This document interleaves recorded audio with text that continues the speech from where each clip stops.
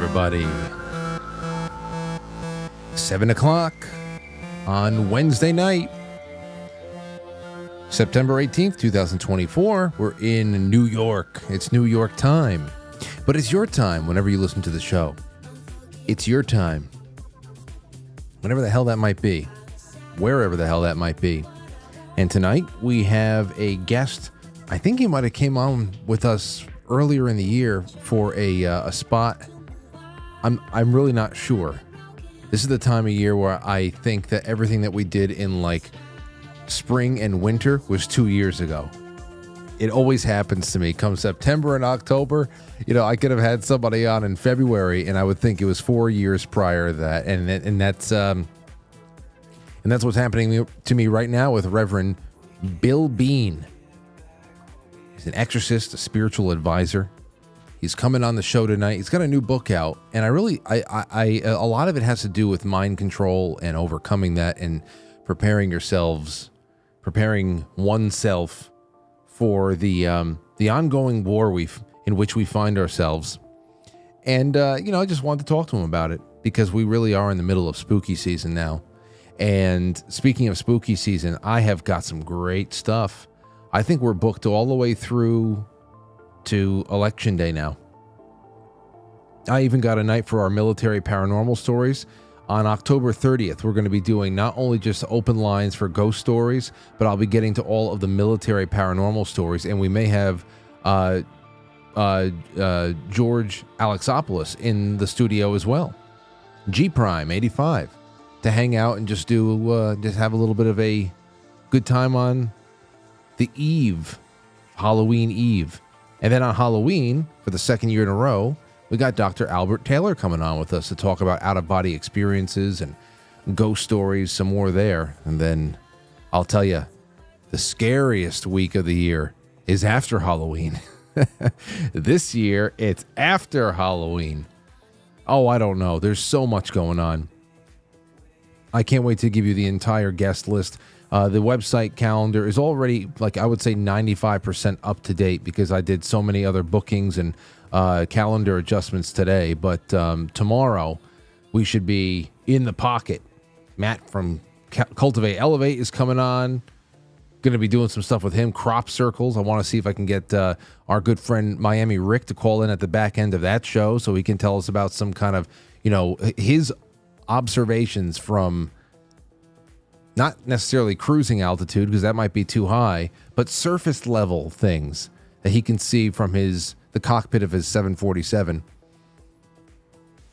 I got a whole bunch of ideas, trying to put them into place here, but that's all I have up front. And I also just want to continue to encourage everybody to go to quitefrankly.tv and go to the forum and jump into the show thread for Quite Frankly Best Halloween Costume. We already have 2 pages worth of people who have put in their Halloween costumes of all time. The best Halloween costume that you have ever donned. Go and put it in there because we are going to have a Halloween contest on the air. We're going to pick who the best one is. They're going to get prizes. We can do that on Halloween night. So it's been really awesome to see all of the contributions to this thread so far. And you still have plenty of time to get in there. Scan some pictures from high school, college, last year. Go ahead and do it. I want to see you in there. That's going to be a lot of fun. It's already going to be great based on what's in there. What else do we have? Oh, here's another thing that we're going to start doing. So I started thinking about the weekend programming on quitefrankly.tv because it's building up. For example, tonight after the show, we have Rabbit Hole Wednesday is back on when we're done at 9 o'clock on quitefrankly.tv, powered by pilled.net. We are going to have Rabbit Hole Wednesday, which is going to be in the theme of exorcism. There's a Michael Knowles interview in there. There's a Timothy Gordon and Taylor Marshall spot about the exorcism of Annalise Michel from back in the day when they were both working together. And then a bonus, probably Malachi Martin or something like that. It'll get you past midnight Eastern time. Anyway, since we're starting to come back with the After Hours program, we started thinking about what to do on the weekends.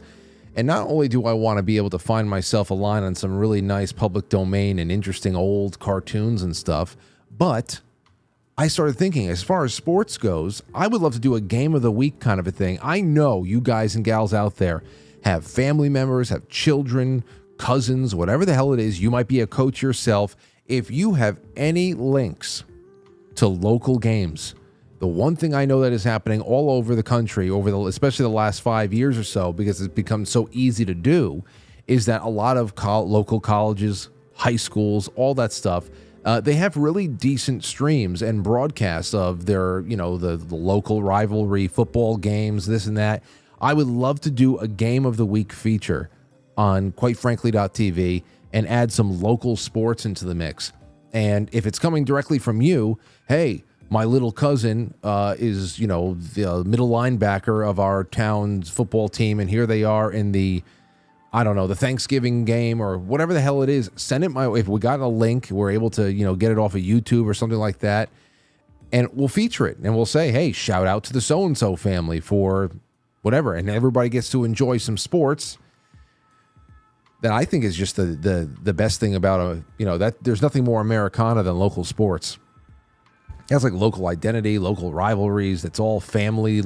It's all legacy names and shit like that. I love that stuff. And I think that would be a really awesome thing to add up there. Aside from really old sports games.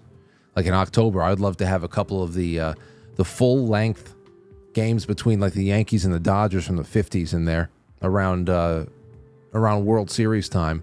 But seriously, I would love to do Game of the Week. And if you have any local sports links that you want to, especially if they are live, if we can get it live, like it's a Saturday night under the lights somewhere in Indiana in middle of October, and we got a link, we say, hey, we're going to watch this thing live, and we want to know who to root for or root against. So send it my way. All right.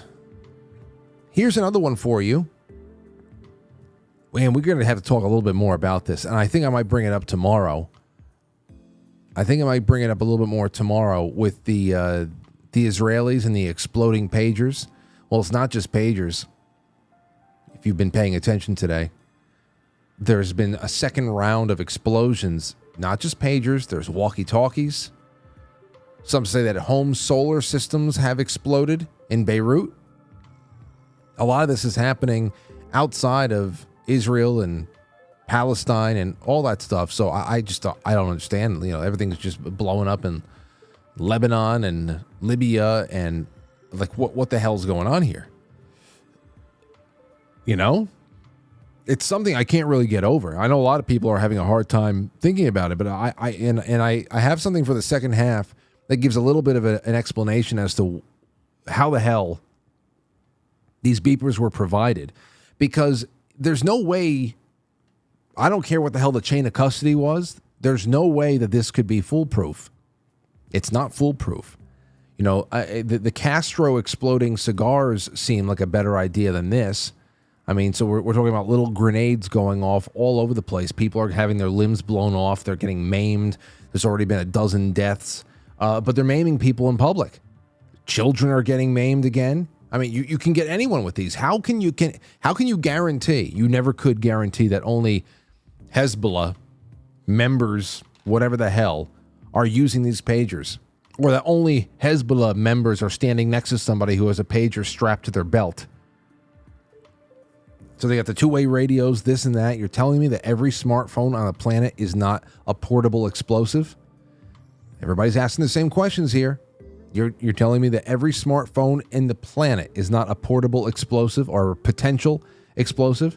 What's crazy are the people who are reading this, as they say that 12 people are dead and nearly 4,000 have been wounded in what is rapidly becoming an unparalleled security nightmare for the terrorist organization. This is terrorism. I mean, if this is a terrorist organization that they're attacking, it's essentially spy versus spy, terrorist versus terrorist. I don't even know. The people who defend this, they're definitely the types who rationalize the drone bombings of weddings. Well, they shouldn't have a terrorist uncle if they don't want their entire wedding to get wiped out. That's some crazy shit that people are like, this is badass. There's actually footage of people having something, explode on their belt And they're like 7 feet away from a little girl who I'm pretty sure is not a terrorist. But I don't know what to say. But what does that say about air travel in the future? And there's 200 potential grenades on every plane now. I had this sent to me, Frank. This is from, who the hell is this from? I forgot to put their name in here. Frank, take a look at Ted Bell's book Czar. The book's plot is about a Russian oligarch that creates a computer that is given to everyone around the world to benefit society, the poor, etc. And turns out every computer has a significant bomb inside of it, and the oligarchs hold the world hostage. Crazy that China could be doing this in our appliances, devices, and whatever. Food for thought after this pager incident in Lebanon. Yeah, I know. That's the whole, and that's what we might be doing a little bit tomorrow. Just a little bit to throw it out there. I would love to read through the plot summary of Halloween 3, Season of the Witch, because this has major Season of the Witch vibes with the synchronized exploding Halloween masks. I mean, it's seriously like that. So we'll probably do a little bit of that tomorrow, and I'll weave that into something else, hopefully. But yeah. And several Trump supporters seated on stage during a Tucson, Arizona rally experience eye injuries. It's more than you think. We'll do that in the second half as well, because I started thinking, Havana syndrome? Havana? Anyway, we got Bill Bean coming on a little bit, and I got a little table setting to do. So join me on the other side, my friends, and we will be with you in just a moment.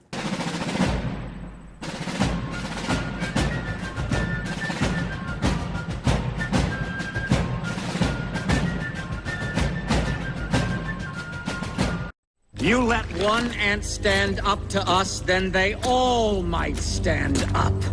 Those puny little ants outnumber us 100 to 1. And if they ever figure that out, there goes our way of life. It's not about food. It's about keeping those ants in line. That's why we're going back. Does anybody else want to stay? Let's ride!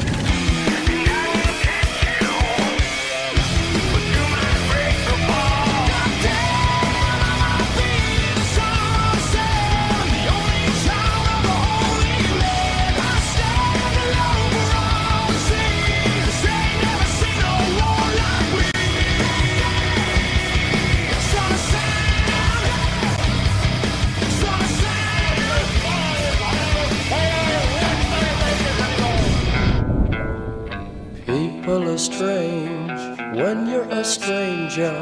Faces look ugly when you're alone. You know, I'm looking at this. Welcome to the show. It's the real show now. We'll also be doing a lot of updates on the Puff Daddy situation tomorrow there too, because it's not just everybody's doing their crash courses on Jonathan Odie like we were up to back in April and all that. Just some real. We said it back then. We were saying this. You know what this is, right? It turns out, yeah, it's one thing to have somebody just. It happens a lot to celebrities on that level, where you're just used to access at every level, and you overdo it, and sometimes you crash and burn. It's another thing when it is. It's clear that you are the Jeffrey Epstein of the music industry. It's the same exact operation. And it's crazy because I think we had a couple of really interesting music industry CEO resignations today, including the president and CEO of Warner Music in Japan. So I don't know. We'll see. We'll see how much of it is tied together, and we'll do that tomorrow with some open lines, because it's been a while since I just took a lot of calls from people and see what the hell's on everybody's mind. Those are sometimes very, very interesting. All right, so here's the next thing. This is what I wanted to throw onto the table for everybody before we bring Reverend Bean on. Here is an article from signofthetimes.net. What do you notice and why it matters? Noticing is different from simply seeing or hearing. If I say that I see a bowl of fruit on the table or that I hear a dog barking down the street, it is possible that the fruit bowl has just been placed there, or the dog has woken up and is barking for the first time. But if I say that I noticed the fruit bowl or the dog barking, the implication is that it was there already, but I have only now just taken note of it. The environment in which we find ourselves entering our field of perception, whether visual, auditory, or via any other senses in the form of information, the vast majority of which never reaches our conscious awareness, and that's a good thing. In fact, individuals whose brains struggle to adequately filter out extraneous information from the environment, those with attention deficit disorder perhaps, or with some form of schizophrenia, are seriously hampered in their everyday lives. It seems that we can only function well in the tasks of living if our conscious awareness is restricted and focused. If our brains are automatically filtering out irrelevant material, do we have any real choice about what we notice and what we don't? It seems that we can have conscious influence on what aspects of reality we notice. Everyone has had the experience of discovering that the world is suddenly and inexplicably full of gray books or Renault cars or whatever it is that we have been thinking about buying. And the new word that we have just yet learned, meaning the seems, turned up in every article that we read. Yes, I know that. You know, you buy a new red car, or you realize how many red cars people have. It's just one of those things. The key here is thinking about. When we're interested in a topic for whatever reason, we consciously direct our attention to it, spending time and energy online, perhaps comparing retailers' offerings or eBay options for the gray boots that we want. And hey, presto, the gray boots worn by passersby in the mall. They've been there all the time, but unnoticed by us, are suddenly revealed. Now, it's hard to notice what you've been taught doesn't exist. That's the big thing. And of course, when we talk about brainwashing, mind control, anything else, there's many ways that our noticing things really gets restricted artificially. And then all of a sudden we're just blind as a bat. So you can say, well, bats are not that very blind, Frank, and they do very well with their little sonar devices flying around at night. I get it. Echolocation. Well, maybe some of us have echolocation, but not all of us. And as I said, it's hard to notice what you've been taught doesn't exist. And I'm not even talking about the supernatural at this point, although our guest tonight is going to be a really great resource on the supernatural. For example, David Copperfield. David Copperfield, the magician. He could make elephants and the Statue of Liberty seemingly disappear, and everyone above the age of 5 is like, oh, that's awesome. Now, what was the trick here? Because we know it didn't actually really happen. But, you know, you throw in a couple of news anchors and a press secretary somewhere, they wave their magic wand, and they can make crime and inflation disappear for about half of the country. Instantly, half of the country will go back to being in kindergarten. That is pretty spooky to me. And that has a lot to do with mind control and a lot to do with, trauma-based mind control in particular. And I think that'll be the nice basis for what we're talking about tonight with our guest, Bill Bean, who's a world-renowned exorcist, spiritual deliverance minister, and is known as the spiritual warrior. Bill has helped thousands of people in America and others in nearly 60 countries worldwide. Spiritual warfare ministry addresses anything from curses, blocks, attachments, obsession, oppression, to demonic possession. There's a difference between all three. He's also an internationally known author, lecturer, and supernatural expert. His latest book is out right now. It's titled Rise Above It. Bill Bean, Reverend Bean, are you there? I am here, Frank. How are you, my brother? I'm doing well. Are we going to get any video from you tonight? If not, I can go find a picture of you and throw you up with me. I should be on. Wait a minute. I see I got to click my... How about now? Can you see me okay now? Here we go. Now we're together. Yeah, it was a matter of clicking the little button there. It was. So how's everything been? Now, were you on with us in the spring? I keep forgetting. I don't know, Frank. Everything is a blur for me. I know that I've been on with you. I think this is my 3rd or 4th time on with you. And I thank you for having me. It's always great being on with you, but I can't remember when the last time was. It may have been back in the spring. Yeah, I think it's the third. I think it's the 3rd time, and I think your first time was last July or something like that. So it might have been spring, or it might have been last holiday season. Either way, it's great to have you back here tonight. In your latest book, you go all in on the topic of overcoming past trauma and mind control, and how to be better prepared for the war in which we find ourselves right now. It's a very timely book. Before we get started, I just want to get back to the definitions of here or over here in your bio. Attachments, obsession, oppression to full-on demonic possession. Can you quickly nutshell the difference between all four? Yeah. So again, it usually starts, it usually is a trauma that takes place. And most of the time, not in all cases, but in many of the cases, it'll take place in childhood. And whether that is some type of violent crime, child molestation, invocation of evil over the, mental torture, physical torture, whatever it may be, it usually starts there. And then it is a progression. And so the devil uses these tactics. He does have a playbook, and he uses bully tactics, of course, out of the playbook. He wants to create these types of traumas. So when a person sustains high level trauma, not only are the demonic forces on the perpetrator and the initiator of such trauma, but when that high level of trauma is established, then the demons will go on to the victim, and they will stay with the victim throughout their lifetime until someone like me comes along. And Frank, I'm nothing special. I'm just a vessel that God works through. And he has worked through me to have done extraordinary things for people from all over the world. It continues to do so. But that's where it starts. Even in my own case, Frank, I started having regular demonic physical attacks between the ages of 5 and 12. So I suffered massive amounts of trauma for all those years, and my family was destroyed by demonic forces, and I nearly was destroyed as well. And that's why God chose me to be this spiritual warrior, because I know what it's like to suffer. So again, it starts with some type of the door opening with trauma, or some type of invocation, invitation, some type of momentous event in a negative way. And so then it starts out in the beginning process, could be a demonic stronghold, a demonic attachment, which leads to the obsession, then the oppression that advances, as it's a calculated attack. It's a game plan for a battle attack. And so it goes in increments, its steps. So when the person comes under demonic oppression, now they're probably hearing voices and seeing manifestations, and having could be having terrible dreams. It could be as if the person feels as though they're cursed, that they have a dark cloud over their head everywhere they go.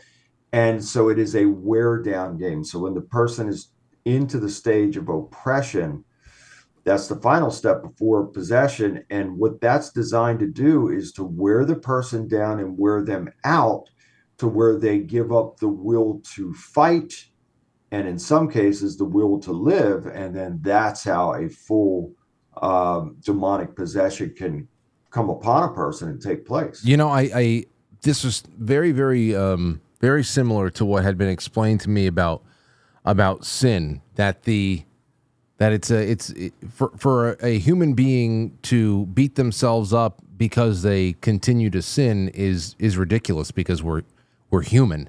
Correct. The real issue that you're fighting is not to become perfect, because nobody can. The real issue you're fighting is despair, because once you despair and you, like you say, give up, and you just feel like it's no point, that's when you really do kick that door open, you're saying. Yeah, it's over at that point, because then, see, the devil deals in legal rights, and all you have to do is read the Bible. And you could go to places like Job, where the devil checks in with Yahweh, the God of the universe, the creator of the universe, and the devil checks in, and Yahweh says to him, "Where have you been?" He says, "I have been roaming the earth, up and down the earth, to and fro in the dry places." And so it's a clear example right there that the devil is still subservient to God. Our God, he's the creator of the universe, everything, including the devil.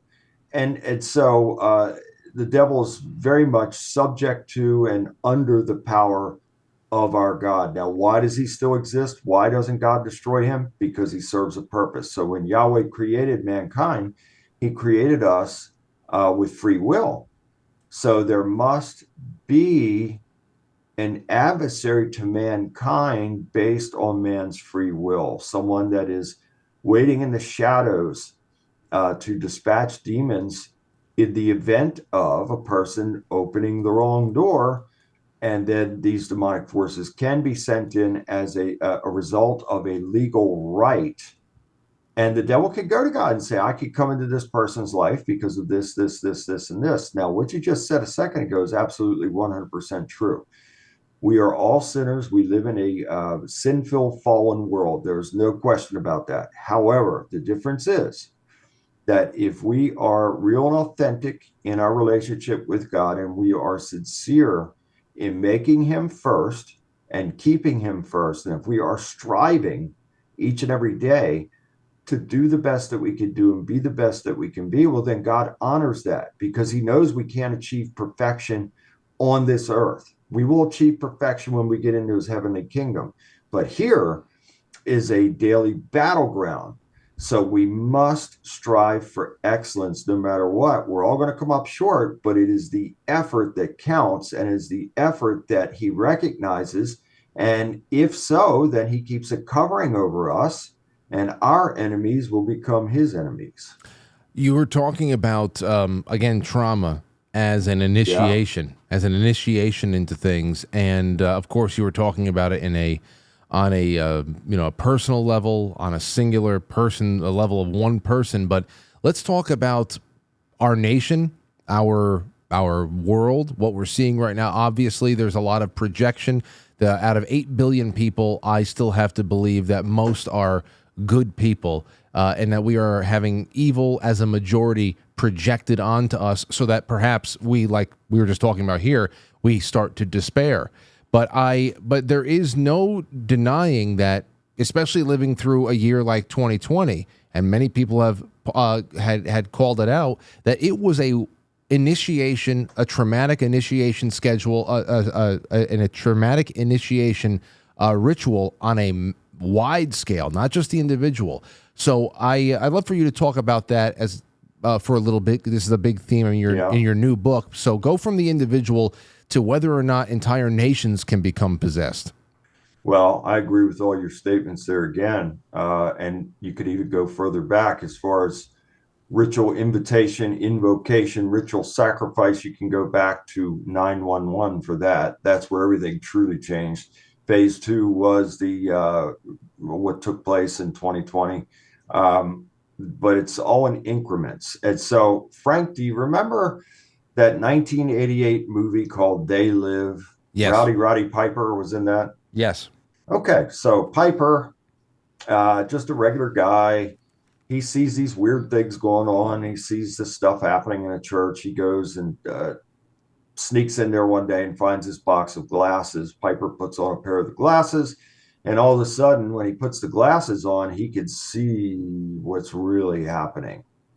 And so the movie was about this alien force that had come and taken over the planet covertly, and nobody knew it. Everybody was asleep, and they were asleep because there were frequencies and vibrations being pumped out from this big tower and was coming down on the people and keeping them asleep.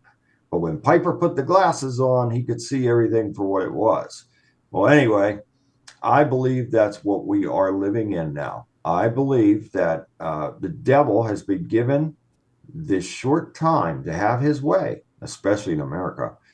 And I believe that his henchmen are some of these reptilian entities, these reptilian beings that the devil is giving directives to give, and in turn they give the directives to the power elite on this earth. That's why everything is upside down and backwards, especially in America. It's all by design. Frank, if you and I were given the monies to do so, we could solve most of these crisis things that are taking place in America, I'll bet, inside of a week. And so anybody that would have drive and determination and funding to do so could change it all. But guess what? It is not going to change. And the reason that it's not going to change is because this satanic force who is giving the orders to the power elite are telling them that they must keep everything on low frequency, low vibration. Therefore, there will never be any solutions to the problems unless God himself finally has enough, and then he'll take care of that. But as far as any men making changes to solve problems, you can forget that. This is all by design. And I'm sorry to say it, I really am. But what I'm saying, I believe to be 100% the truth, because they are forced to keep the planet, especially the United States, on low frequency, low vibration. Therefore, there will never be an answer or solution to anything. Everything will stay out of disorder. So our God has an order to all things. We abandoned that order a long, long time ago, and we are in the devil's order, which is inverted, upside down and backwards. It is order out of chaos, and that is what we are living in. And most people have no clue, and I agree with what you said also, that, and I always thought it was 7 billion. Magically, another billion people have appeared on the planet. That's for another show, another time. But anyway, so let's say there's 8 billion people on the planet now, and I do believe that most are good, but we clearly see through agendas, through media, through all of these ways to push forth agendas that only a small percentage of people are behind and involved in. Meanwhile, most of the people are not involved in such things and really don't want to be involved in such things. But unfortunately, it affects everybody because the machine is behind it. And this is part of the beast system that I believe that we are under and living in, and we have been for a while now. And so the only way, and I guess this will be a pun, it'd be a good time to show the book cover. The only way to rise above it is by having a real and authentic connection with the creator of the universe, allowing his son, Yeshua, Jesus the Christ, to guide you. And you will not be perfect and your life won't be perfect. But if you follow the advice and the steps, I'll guarantee you one thing, your life will become very good and very blessed, and you'll be able to rise above these things that are taking place in our nation and around the world as well. This is, Frank, when you think about these things now, I'm 58 years old. When I was a kid, I was born in 1966, growing up in the 70s. Again, I had a ton of trauma on me from childhood. My escape was sports. I was the first guy on the field and the last one to leave because I didn't want to go home. But the times were so starkly different. You could go out as a kid and go out from sun up to sundown, play all day long, and there'd be no threat. Well, let me ask you this: of the kid being taken. Well, here's a question for you that I've asked the audience recently. I think I asked it last week. I said, do you think that there has been a more high stakes, dangerous time than we are in right now? Because even, up to 10 years ago, I knew a lot of people who used to take comfort in the fact that they lived through the 60s and they said, oh, no, things might be bad now, but you didn't live through the late 60s. But a lot of those people have begun to change their tune now, too. Yeah, the 60s was a time of, and you and I have talked about this before, and I'm not going to go too long-winded on it, but the 60s, let's back it up to the mid-50s. There was an agenda put into place by 1956 to destabilize the American family. And the military-industrial complex was very much involved in that, and it was due to PSYOPs, bringing those Nazi scientists over after the war, and they're mapping out the mind and the brain and how to control, manipulate, and how to market things and how to get the people in, the brightest minds out of all the colleges to come to the Brookings Institute and other places for these think tanks on how to influence society. So that agenda, sex, drugs, and rock and roll, came about. The rebellion really started in 1956, but as it progressed, by the 60s, by the early to mid 60s, it was in full swing. And furthermore, I believe that some of the clandestine agencies were pumping the drugs into the neighborhoods, into the concerts, the Grateful Dead concerts, the Beatles, the Rolling Stones, all this. They were pumping those drugs in there, and it was to destroy the American family, and it worked like a charm. So if you have the kids rebel against their parents, and then all of a sudden mom and dad aren't getting along so well anymore, the divorce rates go through the ceiling, The family unit is destroyed. So these are divide and conquer tactics. And we are where we are now as a result of those things that were installed and implemented back then. So this is the devil is the master deceiver. Okay, so he's the master con man. He's the master salesman, and he won't just come in and flip everything over instantaneously because the people aren't dumbed down enough for that. So it is it's a progression of dumbing the people down to the point to where you could do anything right in front of their faces, some, and they won't even see it. And that's where we are now. So he's also the master illusionist as well. Well, you're talking about, and I was actually, that's how I opened up the show when I brought you on, talking about noticing and how I can see that being a big problem these days. Big problem. But you had said before, frequency and vibration. Now, it's very interesting to have a book like this and have someone in your position talk about frequency and vibration a lot, because this is really something that is paid attention to a lot more by non-religious people. And I think it's interesting that you bring it up. I think it's useful that you bring it up because the religious tend to think that exploring the base programming of the mind and how frequency and vibration actually work and how we tap into it and how it actually really can enhance it. I mean, manifesting reality, whatever the hell it is. They think that it's inherently evil, that even the inquiry into it, I couldn't disagree more. I'm with you. I couldn't disagree more with that. But can you talk about how it becomes a useful thing to carry into a situation like an exorcism? How does frequency and like, especially if you know that this is being, we're being kind of saturated in these EMFs all wherever the hell we go, even in our homes with Wi-Fi, we're going into one place. But when you go into a situation where a person has already been broken down to the point where a door was opened and an entity had taken control of them, where does your knowledge of frequency and vibration come into the remediation of that situation?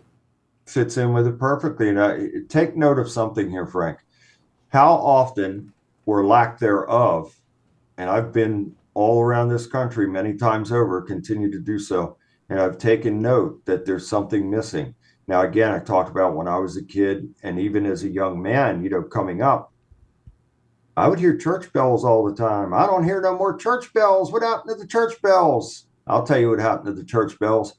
The church bells emit a high frequency and high vibration that absolutely drives evil away. And since this little takeover has come to be in fruition for the last 20 years probably, or 25 or so, you don't hear church bells anymore. And the reason that you don't hear the church bells is because they are prohibited. Now, once in a while you might hear some somewhere, but not like it used to be.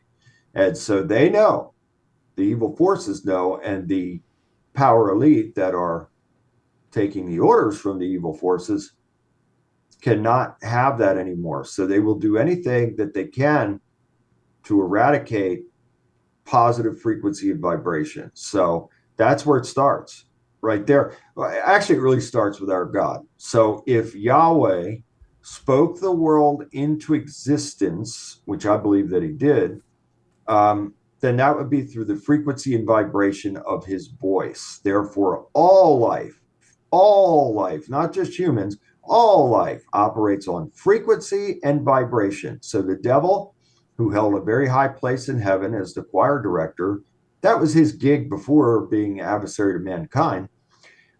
He was very close to Yahweh and privy to some of the secrets. And so he took that with him. So when he was cast out of heaven with a third of the angels, the B'nai Elohim, the sons of God, they were cast down. He took those secrets with him. So he hijacked, because his sole purpose as choir director, he was in charge of the praise and worship music for Yahweh 24/7. And so he took that with him, brought it down here, and he became the prince in the power of the air, which means the airwaves and the frequencies and vibrations. He very much knows how to manipulate them and hijack them to make them to be negative and on low. And he's been doing it ever since. So he hijacked the music. All music is supposed to be praise and worship music to the creator of the universe, the Most High Elohim. So people say, well, what? Oh, why are you calling him Yahweh? It's God. God's a title. And the name God in Hebrew is God's, which is, or Elohim, which is God's. So that's why Exodus 20, verse 3, you shall have no other gods before me, because there are other gods under him. So then he is the Most High Elohim. So when you go into I hate to move you closer to the point. No, it's okay. Hate to move you closer to the point, but when you go into a situation where you've pretty much confirmed that this is a person is not suffering from some sort of a mental illness or whatever, they need spiritual help right now. They are possessed. It's a 5-alarm fire. When you go into that situation, are you bringing with you bells or tuning forks of a certain frequency? Are you bringing there have been times, Frank, there have been times like that to where I have had them or had family members. I would send over video links and have the family members play them, as I'm performing the exorcism. So yes, I have incorporated that into it, and it is most effective. So when you have not only church bell frequencies, but 432, 528, these frequencies are high frequencies, and they really are effective in eradicating evil and even illnesses and things of that nature. Because if you're flooding yourself or the environment with these high frequencies and high vibrations, it's nothing but good, it's nothing but positive, and it is uplifting and healing to people in mind, body, and spirit. There's so much crazy on display right now. How do you tell the difference between someone who is, say, high on angel dust and someone who is in the grips of full-on demonic possession? I have to imagine levitation is a big key, but both will give you superhuman strength. I'd have to imagine there too. Like, what's the telltale sign that you say, okay, is this a mental illness? This is not a drug addiction. The foundation of this is something that is deeply, darkly spiritual. Well, here's something for you. In some instances of mental illness and or addictions, and whether that is drugs and or alcohol, demonic possession can take place in those areas because of the frequency and vibration being lowered to the point where the person, again, is so worn down. All they're focused on, especially a person that is using, all they're focused on is the next high. And when they come under the influence of these substances, then that is the spirit of pharmakia, which is sorcery, that comes on them. And if they are under the influence of alcohol, that is the spirit of alkul, which means flesh-eating spirit that comes on the person. That's why you see on some of the cut rate liquor signs, beer, wine, and spirits, because there are spirits on that garbage. There are spirits there, for sure. And they look for openings, and they look for the lowering of the frequency and vibration, and then they will, once they have the legal right to be there, and then that frequency and vibration is lowering in that way, look out. So we have 5 patterns, 5 types of electrical patterns or brain waves across the cerebral cortex, which is gamma, concentration; beta, anxiety, dominant, active, external attention, relaxed; alpha, very relaxed, passive attention; theta, deeply relaxed, inward focused; and delta, sleep. So we have these and do you think that for one second that the devil's not expert in knowing how to manipulate all of these in some way, shape, or form? You better believe he is. Well, on that, I've often heard people say, well, if you don't believe in magic, if you don't believe in curses, you can't be affected by it. Is there any truth to that to any degree, or is everybody susceptible, even children? Everybody, including children, I'm sorry to say. But yeah, I've helped many people over the years that had no faith. They didn't believe, or atheists. They didn't believe anything. and they came under spiritual attack. I've also helped people of different faiths. I helped in Cairo, Egypt. There was a young lady that was possessed, and God worked through me to have freed her and her family, because the whole family was under spiritual attack as well. Now, none of them spoke English except for one. So one acted like the interpreter. I don't speak their language, but here I am, a man of God, a Christian, but yet God worked through me to help that Muslim family and to free that woman from demonic possession. Same thing happened with a family in France. They didn't speak any English. I don't speak French. Yet, through the power of God, when I invoked his power over the situation, God worked through me to have freed that family from all evil. So it's a matter of intent. And obviously, it's a matter of having that level of faith that, if we are in that deep and that strong of faith and knowing that God's with us and for us no matter what, well, then he can make the impossible possible. And he has done that for me, and he has done that through me for others so many times over the years that I've lost count. Well, that was very interesting what you just said about the work that you did in Egypt. You said that it was almost like a family style exorcism. The whole family was under attack, but the one was really, completely possessed. But the others were under attack as well, and they were being physically attacked. Well, and you said that they were Muslim.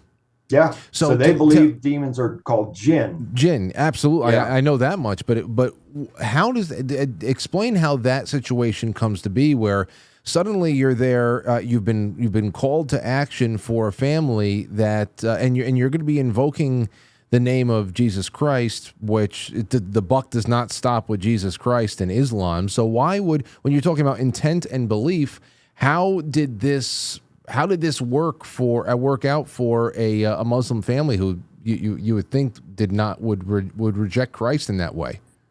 Well, see, here's the difference between me and most people like me that do this kind of work. I invoked the name of the creator of the universe, Yahweh. That is his name. And Jesus' Hebrew name is Joshua, which means Yah saves. Yahweh saves through him. So that's where I start, Frank. I invoke the name of the Most High God, Yahweh Elohim, over everything.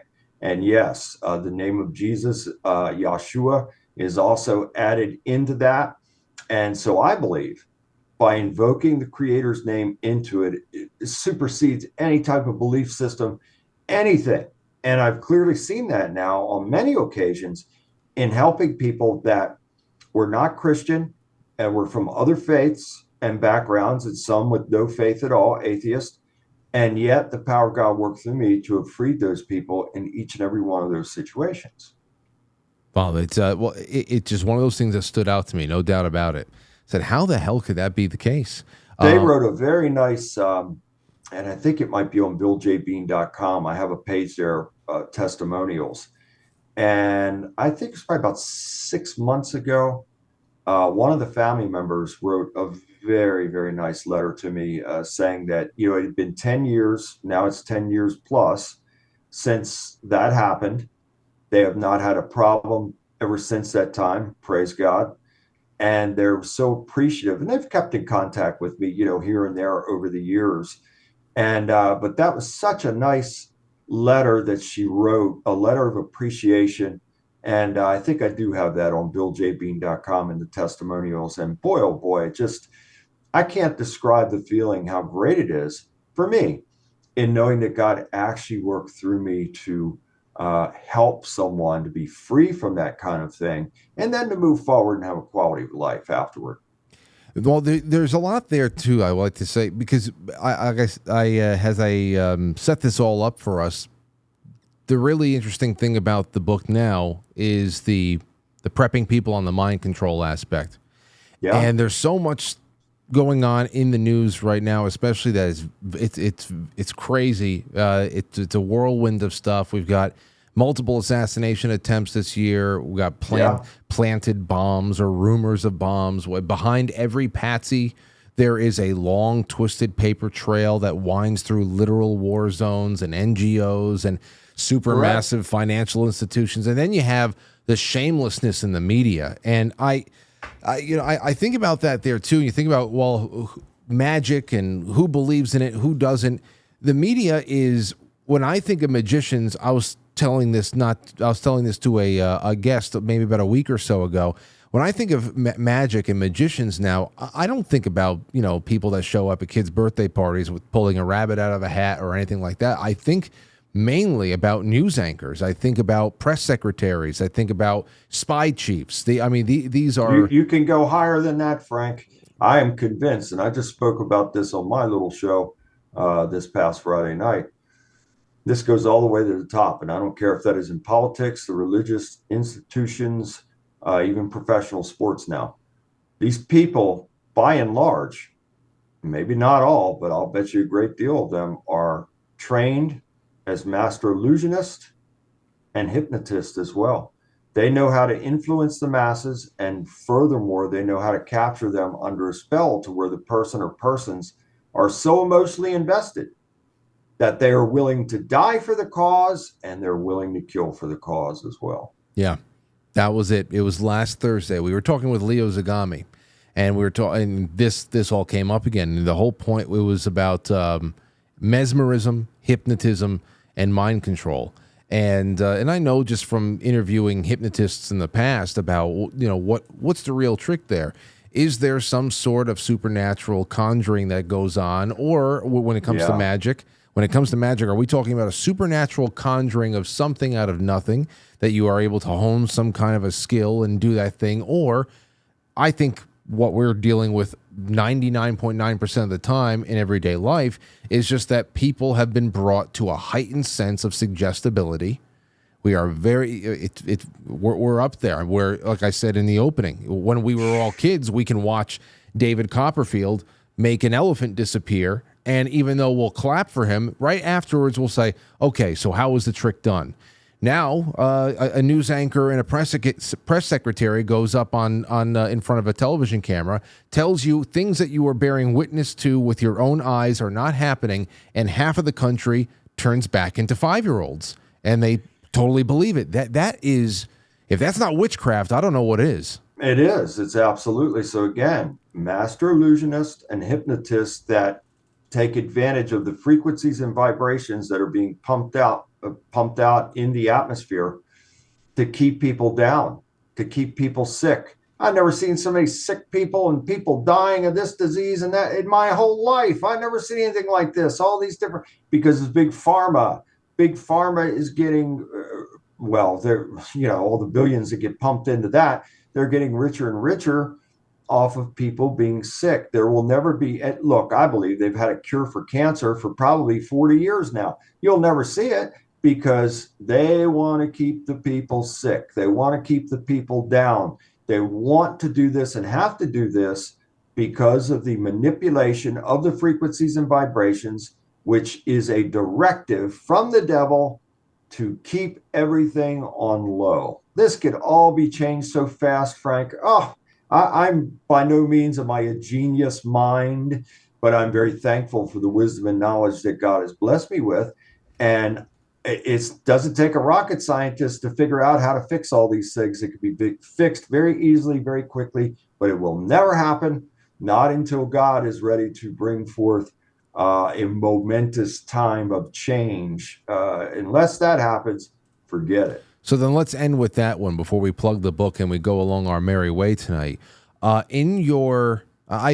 talk over the years about things like prophecy, tribulation.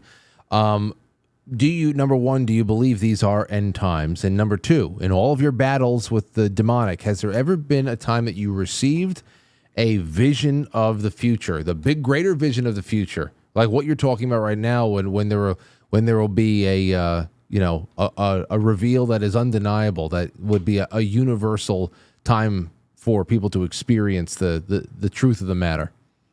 Well, part one, yes.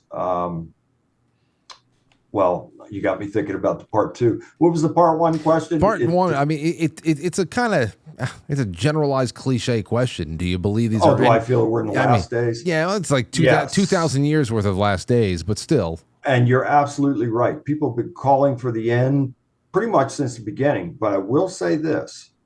I'm seeing something now that I've never seen in my lifetime. I'm seeing things now. I really believe that we're very close to the brink of World War III if we haven't been engaged in it already.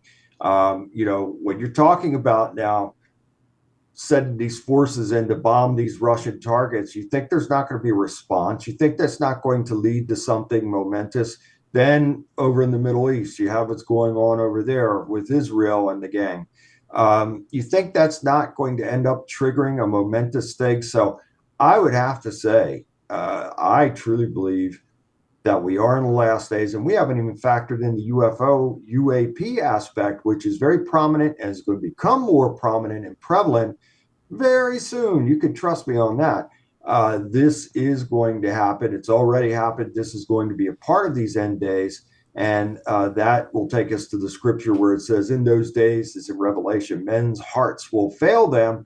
Absolutely true, because when all this comes down, and I do believe it's coming soon, I can't tell people what to do, but I'm urging you, please listen to what I'm saying.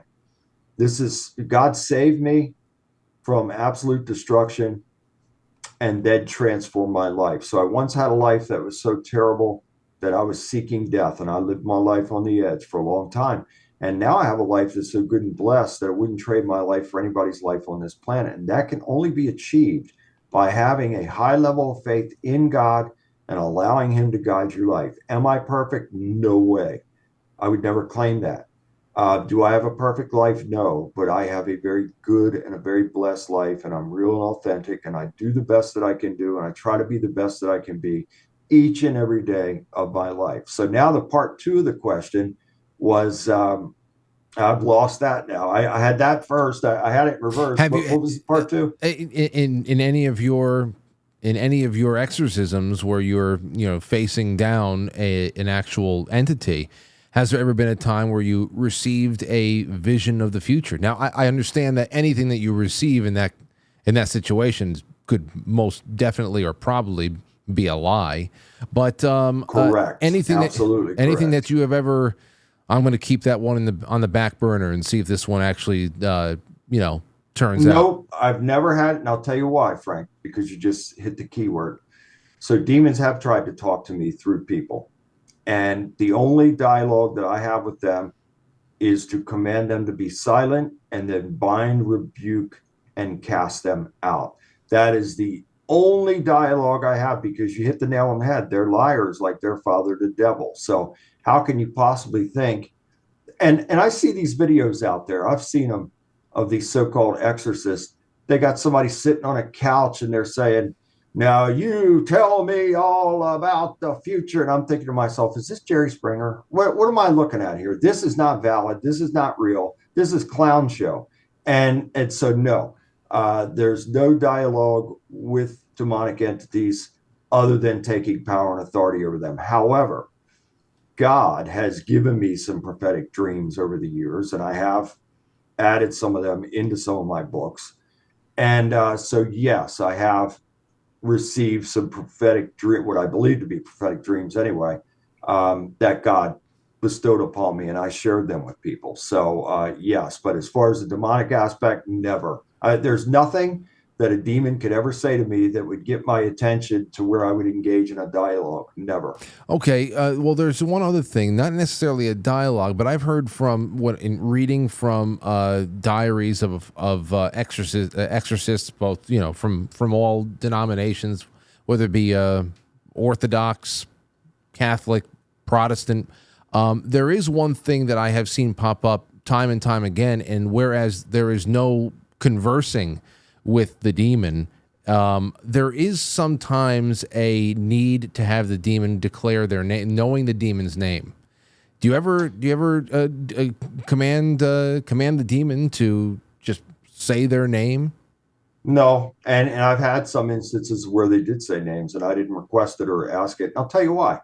because Jesus never walked up to them and said, "Tell me your name." No, he went and commanded them to be gone, and that was it. So that's my approach as well, to where I don't care what their name is, doesn't matter, because I know that by the power of God working through me, it's going to overcome them, wear them down, and bind and rebuke and cast them out. And who's to say, if I did say to someone, like, "Tell me your name," they could tell me any name they want. Doesn't mean that that's their real name. I mean, you're dealing with master deceivers. So why would you think that if they gave a name that they'd be compelled and under authority to give you a name? They're master deceivers.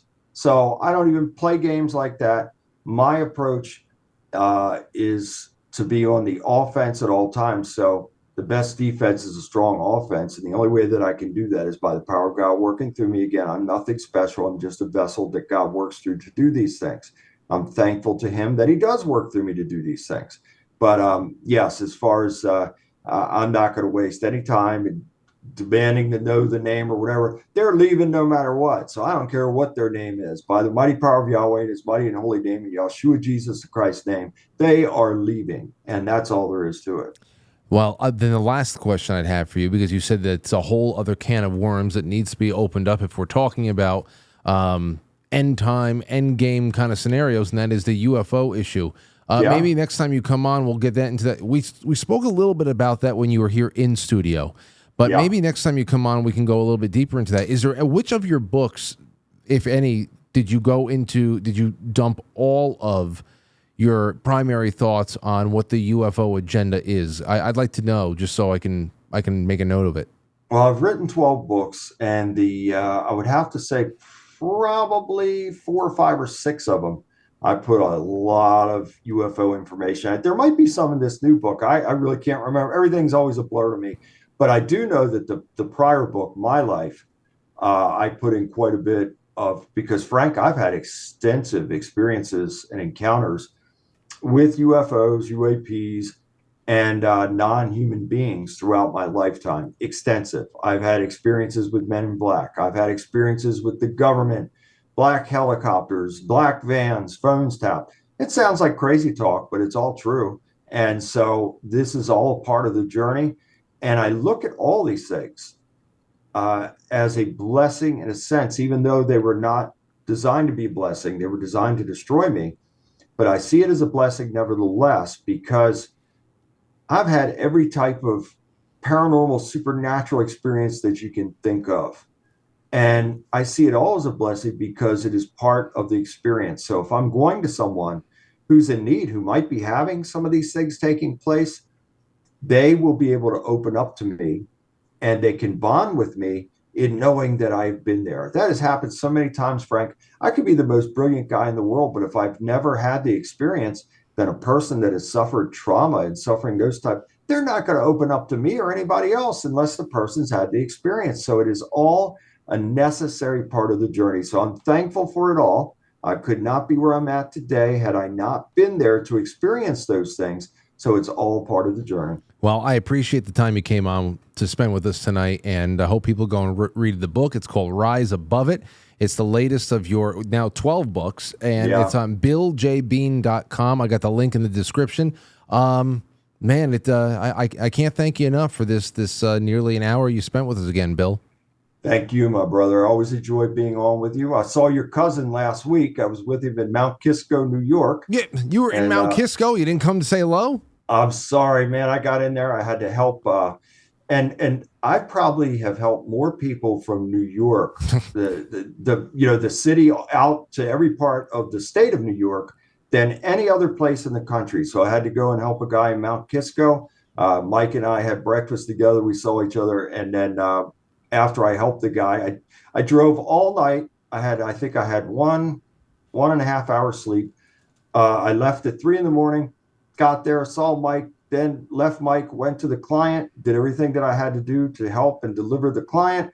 And after that was over with, I got right back in my vehicle and drove all the way back home. So that is my life. That's how it goes. And so it's all supernatural in a sense, because God helps me to do things that are supernatural. I'm thankful for that. But I promise you, the next time As a matter of fact, I'm coming back again, and I know you have to go. I'm not going to keep you, but I'm making an appearance next month in Bridgeport, Connecticut. So I'll come and see you then. Maybe Mike and I will stop over and see you then. Well, let me I'm know. going to be at, yeah, definitely I will. I'm going to be at the Defeating the Demonic event. This is the second annual one, and this one is being held in Bridgeport, Connecticut. It is on Sunday, October the 20th. Now, if you want to, for those of you out there watching, if you want to attend the event, you could go to my website, BillJBean.com, and just scroll down on the homepage, and you'll see the information there for the event. A second event is being added now the night before on the 19th. Jason McLeod, the event organizer, is putting this together now. He and I are going to make a separate appearance on that night, discussing some of these things that you and I talked about, and the Mandela effect as well. And so I'm very much looking forward to it, and looking forward to seeing you again. So I will be meeting up with Mike probably that Friday, and then maybe we could come and see you after that. And for any of your listeners and viewers out there who may be in need, you might be under spiritual attack right now. If you're having a terrible time in your life, I can help you. And it's not me, it's the power of God working through me. If you are such a person, then reach out, BillJBean.com. I will get back to you as quickly as I can, and we will get you scheduled for a spiritual deliverance. Well, I appreciate that, and we'll see. Hey, there's definitely a lot of need for exorcism in Bridgeport. I'll tell you that much. And okay, I got one more question. Your cousin said the same thing. Yeah, no, listen. If you're a local, you know. But let me ask you a very brief question, because every time you say something, there's something else that makes me want to ask something. When you come up here to see somebody in Mount Kisco that is in need, and you're driving all that way, are you blocking off? Okay, I may have to be here for a while. I mean, how? Yeah, because one thing I can't. It's almost like a given with any kind of an exorcism story, a person working in that line, whatever the hell it is, that this is work that can take place over the course of hours to sometimes months. So how confident do you have to be that you can come all the way up here to Mount Kisco, New York, to clear somebody out and then be home in time for breakfast the next day, when these can be grueling, long, drawn out cases? This is where you have to be in 100% rock solid faith. 100%. I couldn't do it any other way. So yes, there's been times that one comes to mind right now. Gone into a person's house at 3 p.m. and came out at 5 a.m. So I mean, it just depends. It depends on the situation, the person, the circumstances, and it's all a game of wear down. So as I said to you earlier in the interview about those demonic forces wearing the target down, well, it's the same thing. By the power of God working through me, now I'm wearing them down. So it's all a game of wear down, a test of will, and most importantly, a test of faith. Okay. I can't show any fear. I can't lose control of the situation. I have to stay in control of the situation. I don't care what happens. And believe me, I've been in some life-threatening situations as the spiritual warrior. You just wouldn't believe it. And somehow I was able to maintain control of that situation by the power of God working through me to keep everything in order, and therefore God's power working through me to evict whatever demonic forces are present and manifest. There's more than one, but one case that comes to mind, as quickly as I was casting one out, another one would manifest. There had to be 30 different types of entities in this person, talking in different languages and voices. You just wouldn't believe it, Frank. If you would have been there with me, standing beside me, you'd have been just rubbing your eyes and going, "What? Did I just hear that? Did I just see this person levitate? Sure. Did I just see this person's eyes change colors? Am I hearing this deep masculine voice coming out of this female? Am I really experiencing this right now?" It's I'm sure. It would only take one levitation for me, Bill, and it would be curtains. But again, We can get into a lot of this next time, and this is every volume of our talks have been more and more interesting. So thank you for the appearance tonight, and I hope that a lot of people go and check out the book. Thank you, my brother. God bless you and your family, and God bless everybody out there that is tuned in. And looking forward to the next time. And your cousin Mike and I will be seeing you at the end of the month next month. That'll be great. I'll talk to you soon. All right, my brother. Thank you. Later. There he goes, Bye-bye. Reverend Bill Bean. We're going to go on a quick break. When I come back, I have some thoughts about the whole frequency and vibration thing.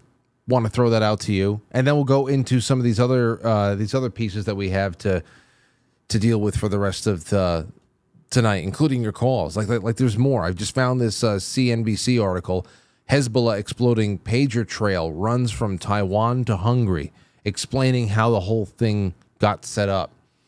And then there's more on the Tucson thing. You want to talk about psyops and just secret weaponry, and there's just so much.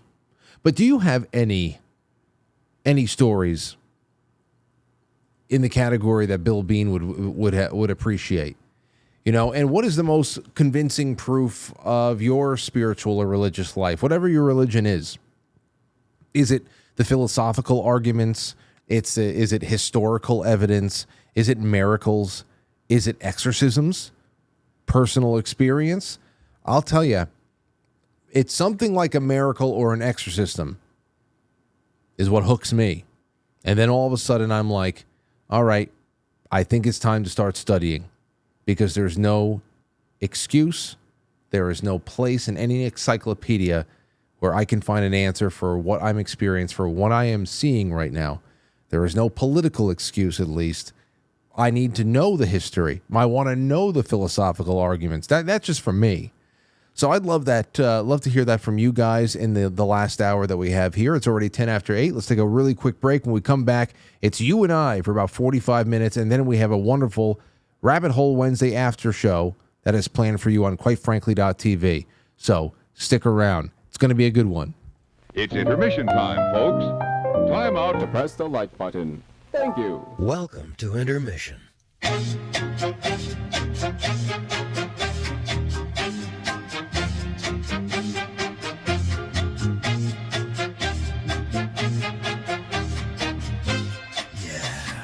Intermission.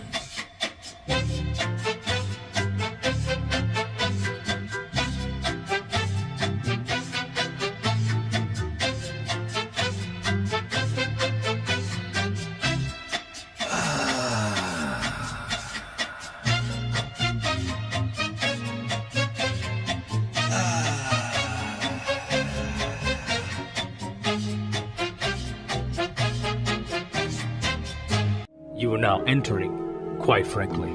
Quite frankly. Quite frankly. Quite frankly. Quite frankly. Quite frankly. Quite frankly. Quite frankly. Quite frankly. Quite frankly. Quite frankly. Quite frankly. Quite frankly. Quite frankly. Quite frankly. Quite frankly. Quite frankly, guys. Quite frankly. Quite frankly. Quite frankly. So everybody watch, quite frankly, with Frank. Dare you.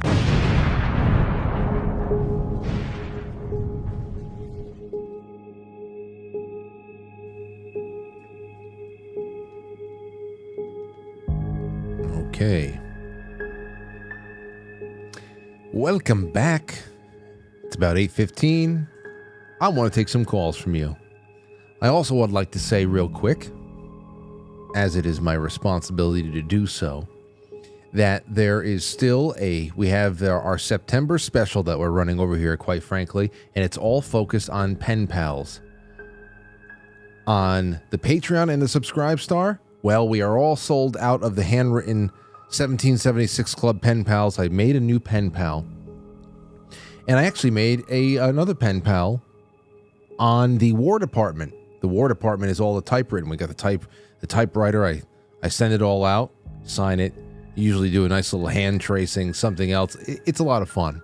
Well, we've got 5 more War Department pen pals on Patreon, 3 more on Subscribestar. If you literally want to become a pen pal of mine, get in there. It's great. But if you sign up in September, you get, with your first letter, I'm going to send you stickers, Polaroids, a homemade bookmark for book club, whatever else, a lock of my hair.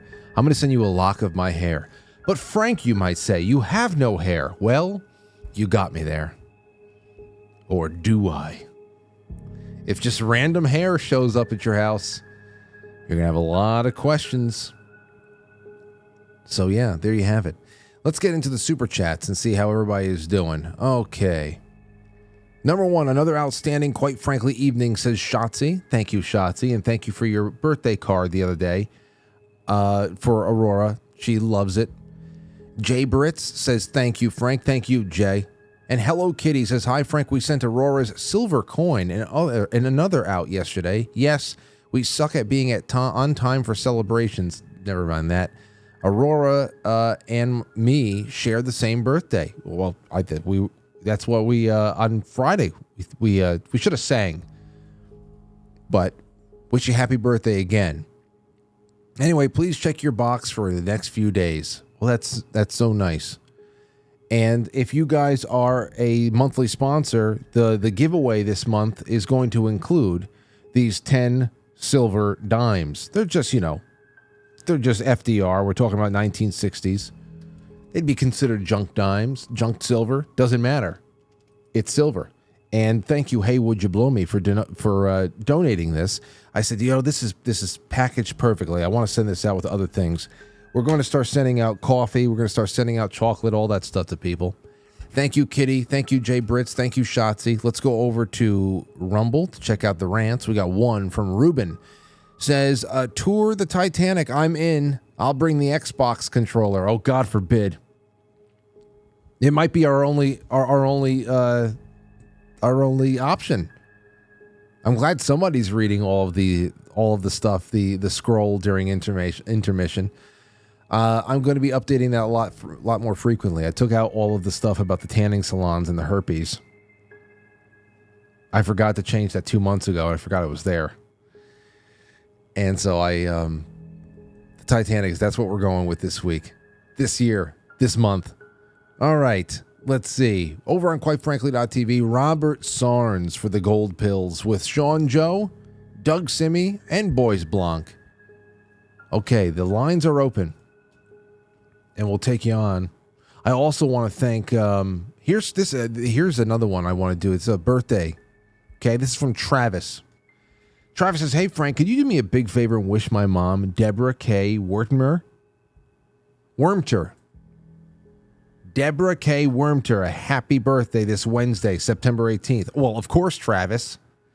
She loves watching your show on YouTube, and even though she lives in northern Wisconsin, she's a huge Yankees fan. Well, thank you, Travis, and happy birthday to you, Deborah. I love you.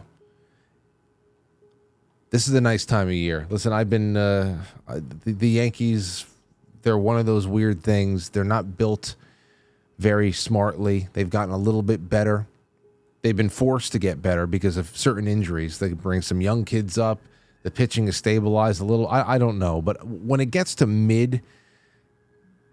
mid-September and you have like 11 games left and it starts getting down to pennant races and who's going to be in the playoffs and what's going on, and you just smell fall in the air. The night is crisp and cool, and you start seeing Orion. The constellation Orion is starting to, those winter constellations over here. Orion shows up right over my house in the fall and winter. And it's always exciting before playoff baseball begins, until you get ushered out. But who knows? You just never know. Weirder things that happen. Maybe me and Deborah have a good October. Anything to take our mind off of early November. 479, you're on the air. What'd you think about tonight's show? Hey, Frank. How are you? I'm doing all right. Who's this? This is Brad. I'm calling down from Arkansas. Welcome to the show. Go ahead. I was listening to your guest tonight, and he brought up some really interesting ideas. I kind of wanted to go over a little bit of some of my spiritual, I guess you'd call them spiritual attacks. And when I first started getting those, they always, for me, started out as like a headache, and then they would progress and they would intensify, and then you would get just a coldness that would cover your entire body. And happened to me one time where I was like in a state of delirium, and I was calling out to God and just asking him to get whatever it was that was on me off me. And I ended up passing out. And this is when I lived up in Michigan. These are pretty intense. So I think in 2020 I had like 5 occurrences that all started out with as a form like a headache. So do you know what the cause of them were? Like if someone like Bill Bean will talk about open doorways and that general progression from obsession to oppression. Oppression and possession and all that stuff. Were you ever able to pinpoint the cause of it, and how were you able to rid yourself of it? Let's keep it to that so we can get some more callers on too. Sure. Well, as far as pinpointing it, I lived in a home that I guess through my wife's side of the family, it probably opened doorways that allowed this to allow these malevolent spirits into the home. And so they were very subtle. They didn't want to have that exposure. They had a plan, and they were already disrupting the family unit. So, after I came to the realization of what was going on, you do what you can to fight it. But as you can see, I'm down here in Arkansas, and my wife's just still up in Michigan. So there's a lot of. So so then there's something. You said that there's some kind of an open doorway. There's something about on your wife's side of the family that really you believe cracked that doorway open. What was going on their side of the family? Well, her aunt, I guess, when she was a lot younger, when she was like 15, she ran away from home and had gotten into some occult practices. I guess there was some. I guess she went down to Mexico and was down there. She had a friend that they used to put hexes on people, and she brought it back. Were you living with her or something? Yeah, she was living at the condo I was staying at. And there was, just like I said, a lot of the stuff that I captured, with my phone or audio-wise. That is just, when you come to that realization of what's really going on, it really opens up your perception into things. Okay, so then because I got to keep this a little bit brief here. When you realize, you start putting things together, that there is at least one really bona fide way where this presence in the house, living with your in-laws, can make things messy for you, and you're starting to feel you're starting to feel the effects on you personally. You said that it was reaching a fever pitch in 2020. Were you able to get rid of it before leaving? Now, you said you're down in Arkansas now. Your wife is still in Michigan. Is this a divorce situation? Does she know why you're down there? Does she know? Yeah, she definitely knows. But she didn't want to follow you.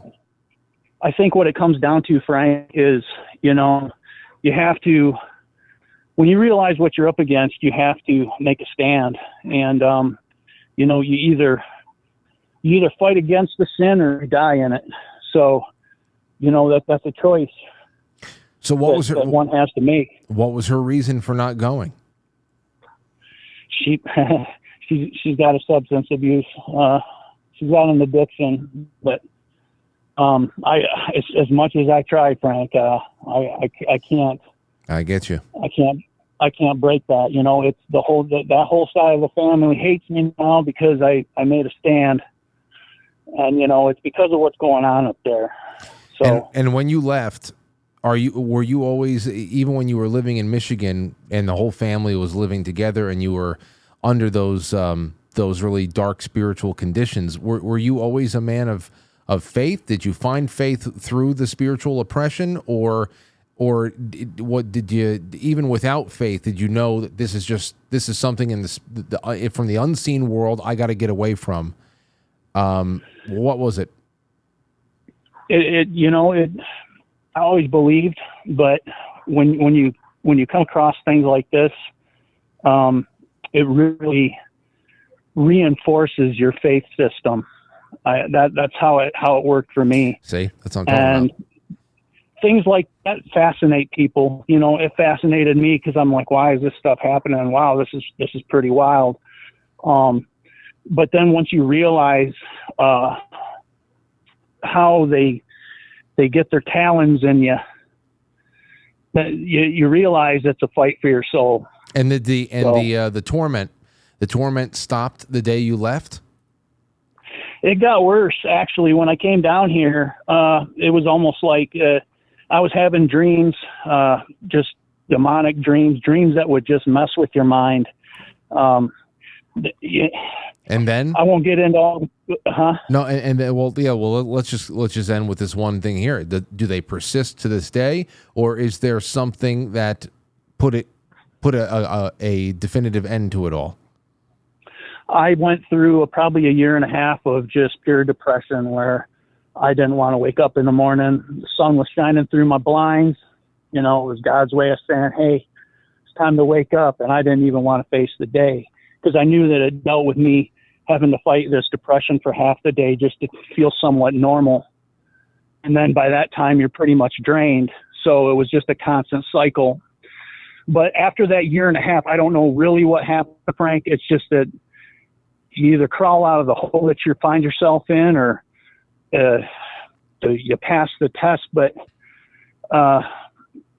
things down here, it's the things I catch up in the sky. It was almost like it almost felt like my consciousness expanded. And there was one time that it happened when I was kind of going through an emotional moment, and I could feel, and this is the best way I could describe it to you, Frank. It felt like a dome was being raised up, and this thing basically encompassed the whole house. That's what I felt. It was like a dome. And, after that experience, that's when I started to sense things in the skies a little bit more sharper. And, I can point out spiritual signatures in the sky now. Okay. Well, that's an interesting, it really, and for those of you who don't, I'll get into that in just a second. So, but since then, it's kind of just, you've been relieved of that burden, but there is no real, you didn't go through an exorcism or anything like that. There was no day where you can say, I pointed to that day and I felt that spiritual hold on me break. It's just something that slowly dissipated. Yeah, I guess that's kind of what happened. Okay.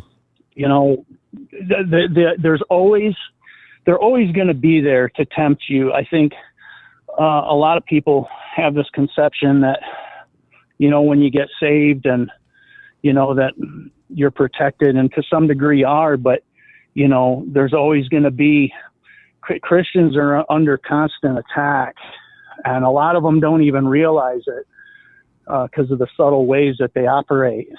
Well, as I've said before, and thank you so much for the call, Brad, and I appreciate you sharing yourself with me. And for everybody out there, that's if you hang out in the Gilded, I just put two and two together there, Brad Eastwood, and he takes a lot of pictures of the sky, and he catches things. It's not just like cloud watching, it's other things, and he posts a lot of those in Gilded, and people talk about it and analyze it from time to time.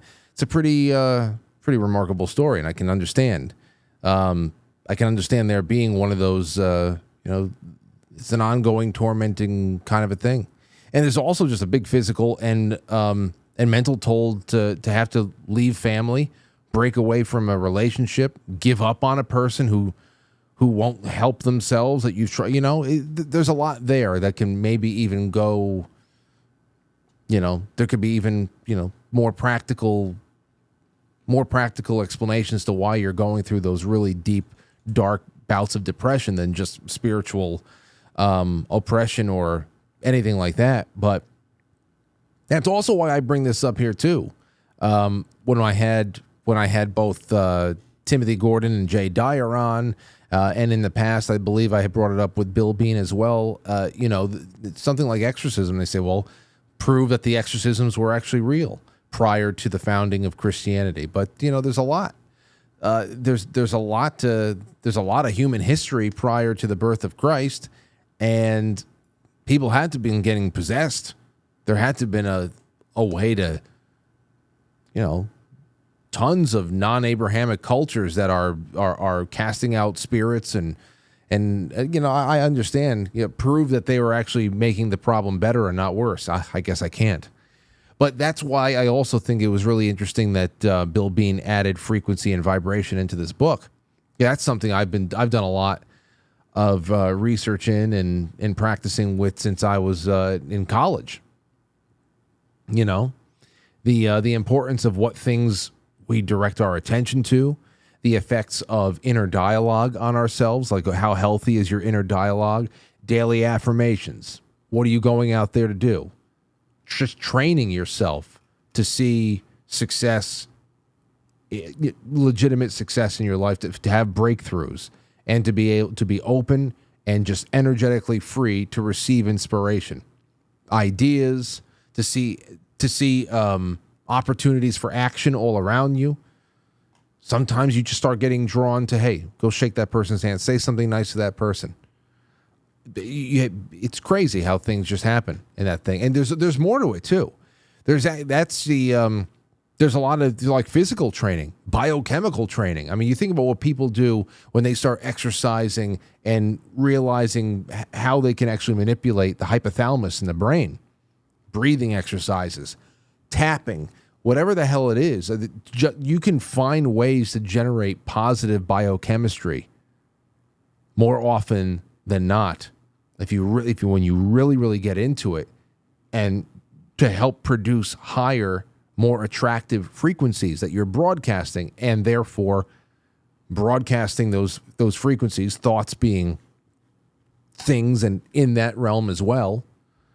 When you're broadcasting that, you're bringing it back. You become the tuning fork. That's the one thing between buying a tuning fork at a F sharp or D flat or something like that, and you strike it, and it can only ever go to that frequency. We have this incredible mechanism within us where we can go all over the place, high to low, and we're very, very susceptible to electromagnetic attack that keeps us low.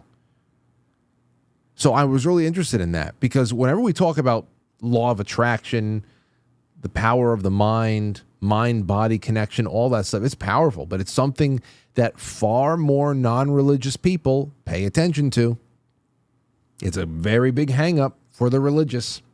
They tend to think that exploring that what is base programming of the mind, how it works, and how, why is it there if we're not supposed to know how to use it, that is inherently evil in some way. I couldn't disagree more with that.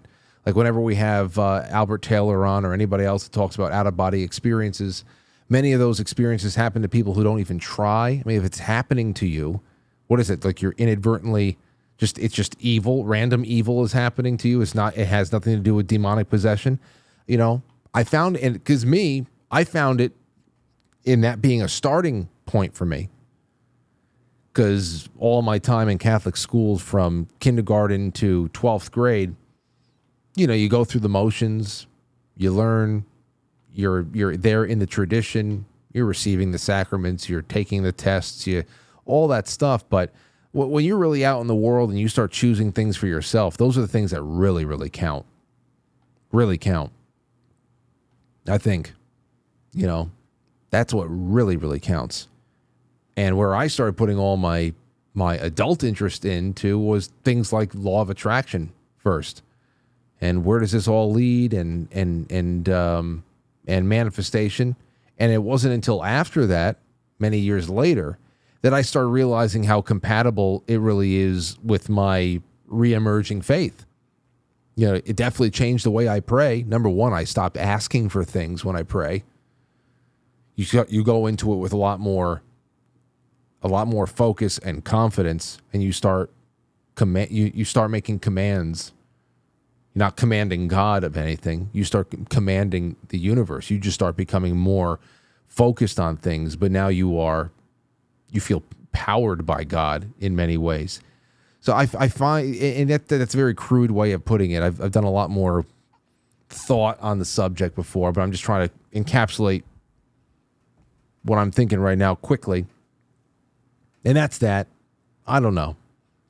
That was a real good surprise, pleasant surprise to see pop up in this latest book for Bill Bean. But, you know, our last Brad calling in before, that goes right into the big question I have for you all. And we have 25 more minutes, so we're going to take more calls. I see a few of you calling in. Keep it up. We'll be there in just a second. What was the most convincing proof of your, you know, spiritual state right now? Religious, non-religious, whatever it is. Is it philosophical arguments? Was it historical evidence of your faith? Was it miracles, exorcism, personal experience? I think that personal experience goes right into miracles and exorcism, if you experience one of those two. But also reading about, it doesn't have to be a personal experience to read about miracles and exorcisms, where unimpeachable, sober-minded people are there to witness and write down what cannot be explained by any other metric on earth. Where do you come from? Where do you get it? That I think that'd be an interesting follow-up question for everybody. Laura, welcome to the show. Go ahead. Hello. Yeah, I just wanted to say thank you so much. I'm a supporter, a long-time supporter, first-time caller. And I just really enjoy, Bill, I really enjoy the guests that you have, because I totally believe from the beginning of, even prior to the pandemic, or plandemic that I call it, I totally believe that it is a demonic spiritual entity that is coming against us, because there's no other way that you could explain this. And from the beginning, I knew that the masks were something to shut our mouths, and I knew that the injection was something that wasn't safe. So I just want to tell you that, and I totally believe what he's talking about, you know, and taking care of demonic oppression in people, you know, and doing what he's doing is really, really an awesome. It's really awesome, because people are becoming free, because when you are oppressed by demonic entities, it's like you behave in such ways that you can't help it. I see it all the time. And when I'm a social worker, and when I'm dealing with people, I'm always praying for them, and I'm always looking at them and just praying for them and loving them, because I'll tell you, being under demonic oppression is a horrible, horrible thing. Well, I appreciate the call, Laura. I'm glad that tonight was the first time. I hope it's not the last. And yeah, thank you. Thank you, and I appreciate you too, Frank. It's a great show that you have. I watch you, not every night, but I watch you every show at one time, you know, at one time or another. Hey, so, don't worry. Thank you. I wouldn't even want to watch me every night. Don't worry about it, Laura. Okay, thank you. Okay, take care. Have a good one. About 2020, we were talking about that whole idea of trauma first starting out on an individual level, how trauma and oppression and obsession and then possession, you know, just beating down a person, wearing them down, and then finally possessing them. And I got you now. And then I said, well, okay, well, let's talk about something on a mass scale. I mean, I always thought it was kind of I laughed a little bit. I know that there's a time in the past. I remember like getting into these stories where I don't know, there was it was either a priest or a pastor or something like these instances in the past. I think it was definitely in Brazil, like some religious cleric got into a helicopter and was like flying over the favelas of Brazil, and they were attempting to perform an exorcism over entire towns or villages that they deemed to be in the grip of dark spiritual possession. And, I thought it was silly back then when I read about it. In fact, hold on. Let me see here. Priest exorcises entire town helicopter. Let me see if that pops up. Where did I even write that? Priest exorcises entire town helicopter. A Colombian bishop. When was this from? 2019. Here's another one. Priest in a helicopter exorcises an Italian town. Colombia, Italy. What else?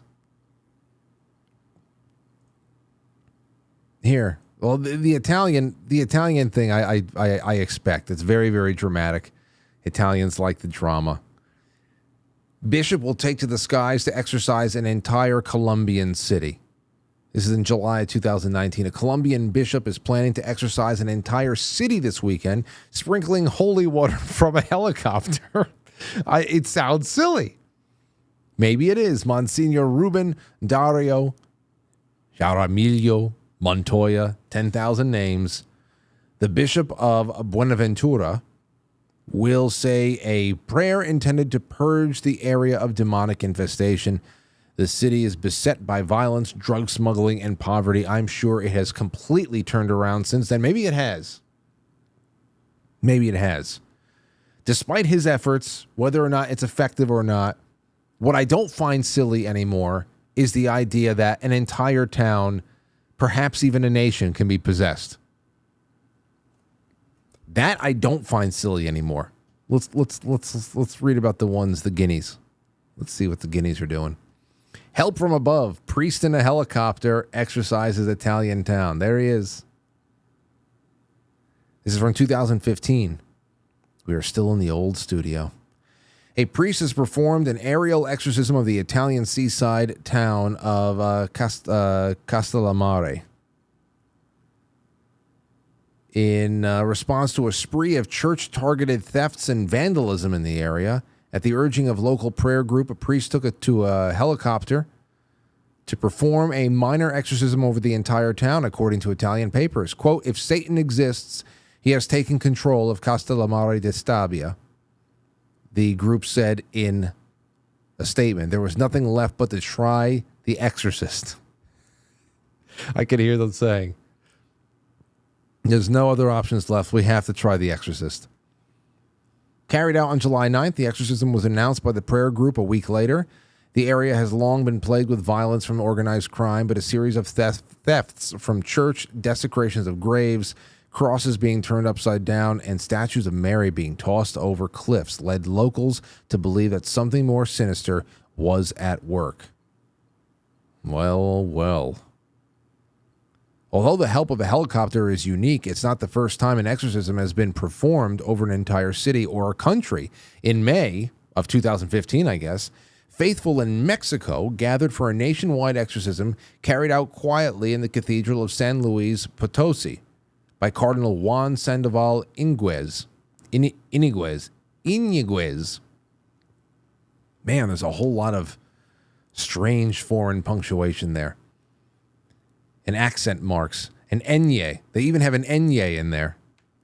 The Archbishop Emeritus of Guadalajara. The highest levels of violence as well as drug cartels and abortion in the country were the motivation behind the special rite of exorcism known as Exorcismo Magno. The closed-door May 20th ceremony was the first ever of its kind in Mexico.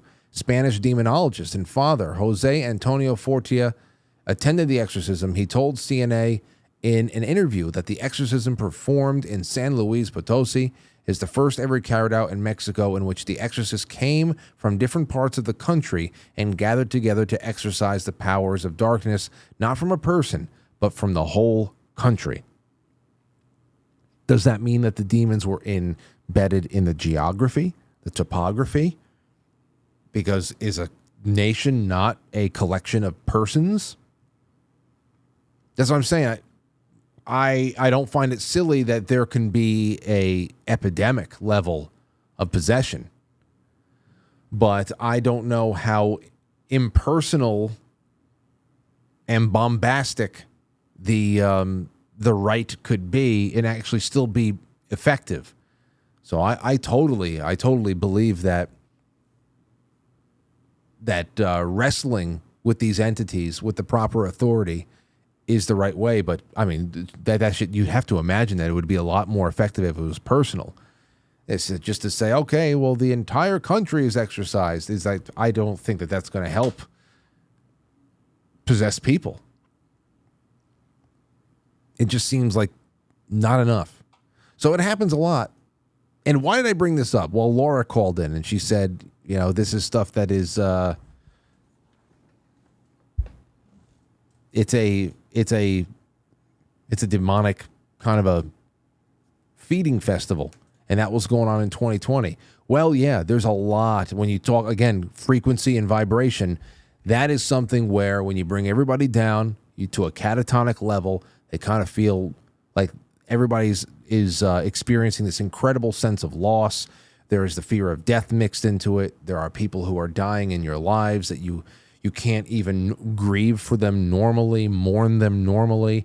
There's so many police state levels of life now that you're living with, when only a couple of months before it was, you never thought that you'd take for granted being able to leave the house at any time, walk into a coffee house without a space suit on and several layers of cloth around your face to sit down and have a coffee. And have to deal with the logic of it being okay to take the spacesuit off as long as you are in the seated position, because the altitude of a virus floating around is just about 6.5 feet. I mean, the everything was just broke. A lot of people's minds broke. And when you create that kind of a condition, it's definitely a feeding frenzy. It's a feeding frenzy for whoever out there was really dead set on forcing hundreds of millions, if not billions of people, of helping manifest a reality, putting people's minds into that frequency level that they know that they can steer into a new birth of a new kind of a world, the new normal. That was the birth pangs of the new normal, and they had to get everybody's mind into manifestation zone, a subterranean manifestation zone, to help make it into happen. Now, how many times have we said along the way in 2020, this is a compliance test? By the time we got to late spring, early summer, and we saw all of the statistics that were then being kind of poo-pooed and hidden by the WHO and everybody else, and we saw what was really going on here, and that it was mainly hysteria driven by the media, and it was definitely going to be used to impact future events that went on in, like, the election and everything else. Right around that time, we said this is a compliance test. You know, we, on a much larger scale, the police, the authorities, everybody, we could have said no, and we could have broken that plan up, but it didn't happen. It didn't happen. You know, we didn't reach critical mass. We're getting there now. We're getting there slowly but surely, but we definitely did not have critical mass in 2020, and a lot of people had their spirit recruited into bringing forth into the world this stillborn child that is the new normal. So that's what the ritual really was like. Okay, let's take another call. 530, you're on the air. Go ahead. Oh, dude, thanks for taking my call. My name's Jay. Jay, what's up? I just found out about Anton. Sorry, nervous. Okay. Anton LaVey's death on Halloween in '97. Can you hear me okay? I hear you fine. Go right ahead. Awesome. Everyone's got to look that up. Pastor Brian, out in Yuba City in California here, basically while Anton was astral projecting with witches around him, this is a crazy story. That way, you said that he was witnessed astral projecting after death. No, he was astral projecting to take over his daughter because she was being saved by a pastor at a Yuba City. So demonic activity not only encompasses the angels, but it also encompasses other people, like witches and warlocks. They're able to do this and speak to others. So his daughter was getting saved by Jesus, and this family that took her in to save her took about 10 months, a 10-month process to strip away all that negative energy. But Anton died the very night. Sorry, this is crazy. He died because the Holy Spirit told this pastor and his church to pray a scripture about cutting the silver cord. And while he was out of his body, Anton, the church was praying, they cut his silver cord because it's spiritual warfare. He never returned back to his body. And actually the other daughters of Anton were speaking to them through the daughter they had in their care. And they said, "You killed the Black Pope. You killed our high priest," because he never returned back to his body. And you got to hear this on Rumble. Pastor Dave, Anton LaVey, cutting the silver cord is the key word. It's crazy. That is where people are unbelievers. This is where unbelief meets cold, hard reality. It's real. I mean, that's the first time I ever heard anything like that. That you're saying that the night that Anton LaVey left this earth, he was in the middle of a out-of-body experience, an astral projection, and by way of spiritual warfare, somebody else was able to cut his silver cord and permanently dislodge him from his body. Absolutely. He had a pulmonary embolism, I think. That's the medical explanation, but this pastor and his wife and their whole church, they know exactly what happened. I remember at the time, because I've been a Christian since, I think, 96, 95. I remember our pastor telling us about something like this happening. I just never thought twice about it. It was always in the back of my mind. But until I saw this on Rumble, I saw the actual pastor telling the story. It freaking blew my mind. Because do me a favor. Yes. Do me a favor and send me a link, and maybe we can throw it into after hours programming at some point over the next couple of weeks, and everybody can watch it together and see what you say. I never heard that before. It's an interesting theory. I'd like to see how it was set up and what is being how it's being defended and verified. It really is interesting. So I would love to send it my way in the email if you can. Okay, I've emailed you before, so I'll reply to one of those previous emails. Yeah, whatever. And I think, you're going to eat this up because I did. I'm telling everybody about it because nobody's heard about the full story. It's amazing. It would be interesting, and thank you for the call. It would be interesting, especially from the standpoint of I always like talking about psychic warfare and spiritual warfare. Like I have tons of questions. I don't know if Dr. Albert Taylor will be able to answer some of the questions I have about, we've heard a lot about even psychic warfare that went on during the Cold War between our country, the Russians, all that stuff, and that there would even be there was even psychic defenses set up against psychic spying programs, almost as if certain types of facilities, military facilities, whatever the hell it is, any kind of facility or point of interest was being guarded by remote viewing psychic bouncers. You know what I'm talking about? Like spiritual bouncers. Like you have guards posted outside of a very sensitive military facility. You have guards, jeeps, tanks. You have some aerial cover. I mean, that's how you guard the physical realm. That there was actually guards set up in more ethereal and non-physical realms to prevent against any kind of psychic spying and remote viewing, things like that. So I'm always interested in tales that kind of prop up that whole storyline and give that a little bit more credence or pick it apart, whatever. That would fall. That LaVey story would fall into that category as well. To be able to cut somebody's so-called silver cord so that they don't come back.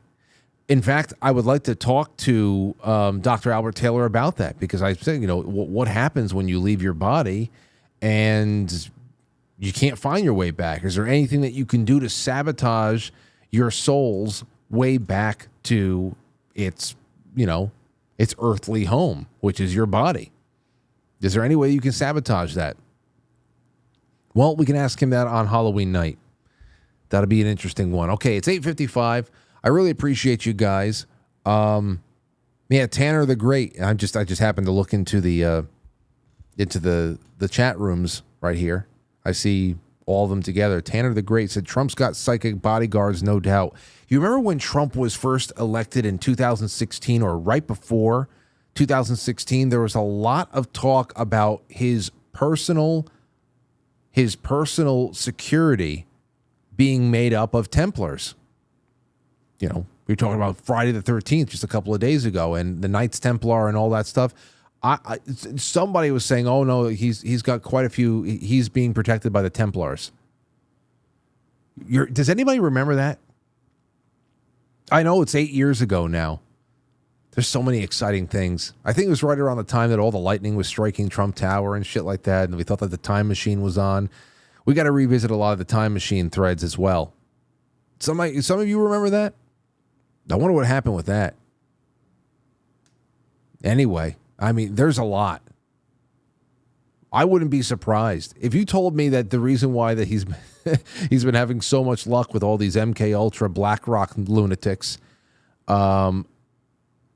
is because that there is multiple levels of non-physical help that he's getting that goes beyond the whole divine intervention thing. I'm talking about actual spiritual bodyguards. That'd be interesting. Go formulate a theory. Come back to me with it. Tell me what you got. All right, it's 8:57. I'm getting off here. We'll do a little bit more on the Tucson Trump rally because it sounds a lot like Havana syndrome. People they were blasted with something. 20 attendees, primarily members of the Latinos for Trump group who had been on stage. They became ill with serious symptoms shortly after the rally concluded.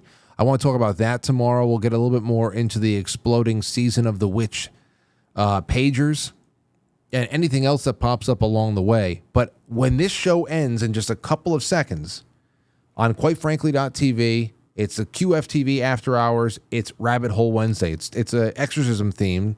We're starting with Michael Knowles' interview of Father Dan Rahil. And then there's Tim Gordon and Taylor Marshall from years ago talking about the exorcism of Annalise Michelle. And then I think an Art Bell and Malachi Martin bonus at the end of that. So I'll see you guys in that chat room. No doubt about it. I'll be dipping in and out of that one. I hope that you're there. Just hop over to quitefrankly.tv and press play. It's as simple as that. And it'll be a lot of fun. So let me make sure I got everybody in here. Yeah, thank you so much for the super chats there. Let me see. I'm all good over there. And thank you. Swickly says, decrees exactly, not asks or wants. The power of the spoken word is greater than most comprehend. Yes. I never ask or want. The only thing I ask for is strength and guidance. And I open myself up to that. Never things. And but everything else is decrees and knowing where the real power comes from. That same flow that everybody taps into. And everybody calls it different names sometimes, but either way, I'll see you guys tomorrow. Thank you, Doug Simi. Thank you, Captain Flint, for those last gold pills over on quitefrankly.tv. I'll be releasing the scratch in just a little bit. And I hope I'm able to meet a couple more of pen pals out there. Go to Patreon, go to Subscribestar, and check out the War Department pen pals. There's a few that are open in both of those. The special for September is all about selling those out and giving you guys big bonus perks for this month that comes along with your first letter. And then we're pen pals. That's it. When was the last time you had a pen pal? What, like third grade? Now we're pen pals. Go do it. I'll talk to you guys tomorrow. It's going to be a good one, and I'll see you at 7 o'clock. Nighty night. God, didn't mean to do it. I'll catch you on the flip side.